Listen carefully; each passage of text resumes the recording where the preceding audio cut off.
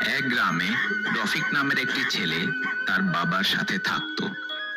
রফিক লেখাপড়া জানতো না, তাই ও মজুরি করে ঘর চালাতো। একদিন যখন ও ঘরে এলো, তখন ওর বাবা ওকে বলল, আরে রফিক, কেন সারাদিন এদিক ওদিক ঘুরে বেড়াও? কোনো কাজকর্ম করো না কেন? না বাবা, আমি জমিদার বাড়িতে মজুরি করতে গিয়েছিলাম। দেখো, বদলে কিছু চাল আর মাটন দিয়েছে আমায়। বাবা, মজুরি যদি করতে চাস তো শহরে তোর মামার কাছে চলে যা, সেখানে টাকাও বেশি পাওয়া যাবে। হ্যাঁ বাবা, আমি যাব, কিন্তু প্রথমে তোমাকে আমি মাটন বিরিয়ানি বানিয়ে খাইয়ে দিই। তারপর দুজনে খুশি হয়ে মাটন বিরিয়ানি খেতে শুরু করলো। আরে, তুই তো খুব সুস্বাদু বিরিয়ানি চালাতো।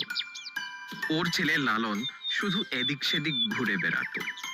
বাবা, আমি এখন বুড়ো হয়ে গেছি। পুরো দিন দাঁড়িয়ে দাঁড়িয়ে চা আর সিঙ্গারা বিক্রি করে হাঁপিয়ে উঠেছি। বিয়ে হয়েছে তোমার, এখন তোমার ব্যবসা দেখাশোনা করা উচিত। না বাবা, আমার দ্বারা এ কাজ হবে না। আমি সারাদিন এক জায়গায় দাঁড়িয়ে থাকতে পারবো না। বাবা, কাল থেকে আমি আপনার সাহায্য করতে আসব। কিন্তু মা। না করবেন না বাবা, আমিও তো আপনার মেয়ের মতো। কাল আমায় নিয়ে যেতে ভুলবেন না। ঠিক আছে মা। পরদিন লালনের বউ সকালবেলা একটুখানি বিরিয়ানি বানিয়ে সঙ্গে নিয়ে শ্বশুর মশাইয়ের সঙ্গে রওনা হলো।